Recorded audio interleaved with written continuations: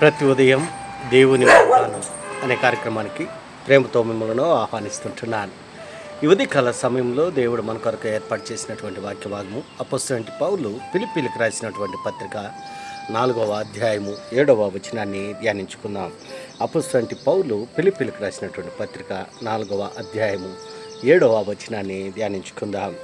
అప్పుడు సమస్త జ్ఞానమునకు మించిన దేవుని సమాధానము యేసుక్రీస్తు వలన మీ హృదయములకును మీ తలంపులకును కావలియుండును. క్రీస్తునందు ప్రియమైన దేవుని బిడ్డలారా, ఈ ఉదయకాల సమయంలో పరిశుద్ధాత్మ దేవుడు మనకిస్తున్నటువంటి వాగ్దానము, అప్పుడు సమస్త జ్ఞానమునకు మించిన దేవుని సమాధానము యేసుక్రీస్తు వలన మీ హృదయములకును మీ తలంపులకును కావలియుండును. ఈ యొక్క వాగ్దానాన్ని దేవుడు మనకును మన కుటుంబాలకును ఆశీర్వాదకరముగాను దీవెనకరముగాను మార్చునుగాక. ఈ యొక్క మాటల్లోని ఆత్మీయ సత్యాలను ఆత్మీయ అర్థాలను మనం గమనించినట్లయితే పరిశీలించినట్లయితే అపోస్తలుడైన పౌలు రోమా సామ్రాజ్యంలో మరి ఉన్నటువంటి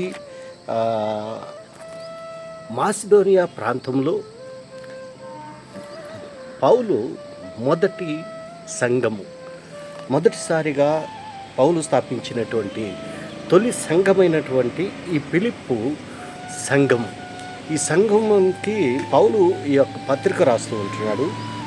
ఈ యొక్క పత్రిక రచించేటువంటి సమయంలో అపోస్తలుడైన పౌలు చెరసాలలో బంధింపబడి ఉంటున్నాడు.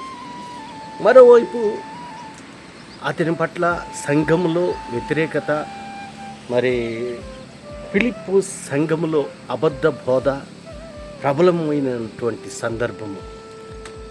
అటువంటి సమయంలో ఆ సంఘములో సమాధానము లేదు, మరి శాంతి లేదు, అబద్ధ బోధనలు ఇవన్నీ కూడా విస్తరించినప్పుడు అటువంటి సమయంలో యేసుక్రీస్తు ప్రగాఢ విశ్వాసం ద్వారా పౌలుకు కలిగినటువంటి ఆనందము మరియు ఆత్మస్థైర్యము, క్రైస్తవుల్లో ఐకమత్యము మరి పట్టుదల ఉండాలని పౌలు ఆ సంఘాన్ని ఎంతగానో హెచ్చరిక చేస్తూ ఉంటున్నాడు, ఎంతగానో మరి బలపరుస్తూ ఉంటున్నాడు. ఈ యొక్క పత్రికలోనే ప్రాముఖ్యమైనటువంటి అంశాలను మనం పరిశీలించినట్లయితే పౌలుకు ఎదురైనటువంటి వ్యక్తిగత పరిస్థితులు, పౌలు జీవితంలో మరి ఎదురైనటువంటి వ్యక్తిగత విషయాలను పొందుపరిచి ఉంటున్నాడు. క్రీస్తులో యొక్క జీవితం గురించి ఈ పత్రికలో ప్రస్తావించటము, తిమోతి మరియు ఎపఫ్రోది పట్ల పౌలు యొక్క తలంపులు, తన ఆత్మీయ కుమారుడైనటువంటి తిమోతి మరి ఎపఫ్రోది పట్ల పౌలు యొక్క తలంపులు, శత్రువుల గురించే అపాయాలు గురించే హెచ్చరికలు, మరియు పౌలు మరియు అతని ఫిలిప్పీ స్నేహితులు, ఇవన్నీ అంశాలు ఈ యొక్క పత్రికలో ఇమిడి ఉంటున్నాయి. క్రీస్తునందు ప్రియమైన దేవుని బిడ్డలారా, ఈ యొక్క మాటల్లోనే ఆత్మీయ సత్యాలను మనం గమనించినట్లయితే సమస్త జ్ఞానమునకు మించిన సమాధానము యేసుక్రీస్తులోనే దొరుకుతుందని పౌలు యొక్క దృఢ నమ్మకము. ఎందుకనగా ఆయన సమాధానకర్త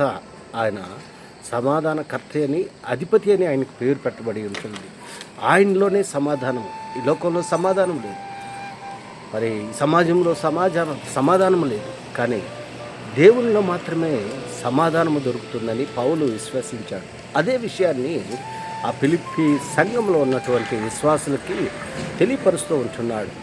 చెరసాలలో ఉన్నప్పటికీ, బాధల్లో ఉన్నప్పటికీ, కష్టాల్లో ఉన్నప్పటికీ ఆ సంఘము పట్ల, ఆ యొక్క విశ్వాసుల పట్ల పౌలు యొక్క ఉద్దేశాలు, పౌలు యొక్క తలంపులు ఏ రీతిగా ఉంటున్నాయో ఈ మాటలను బట్టి మనము గమనించగలం, అర్థం చేసుకోగలం. క్రీస్తునందు ప్రియమైన దేవుని బిడ్డలారా, ఈ ఉదయకాల సమయంలో సమాధానం లేనటువంటి పరిస్థితుల్లో ఒకవేళ నువ్వు ఉంటున్నావేమో, సమాధానం లేదు, శాంతి లేదు, దుఃఖంతో నువ్వు నిండి ఉంటున్నావేమో, అసమాధానంతో ఉండి ఉంటున్నావేమో, అయితే సమాధానానికి కర్త అయినటువంటి దేవుడు మీకు సమాధానం దయచేస్తాడని ఈ కొద్ది మాటల ద్వారా నేను హెచ్చరిక చేస్తుంటాను. దేవుడి యొక్క మాటలను మరెక్కువగా మీకును మీ కుటుంబాలకును ఆశీర్వాదకరంగాను దీవెనకరముగాను మార్చునుగాక.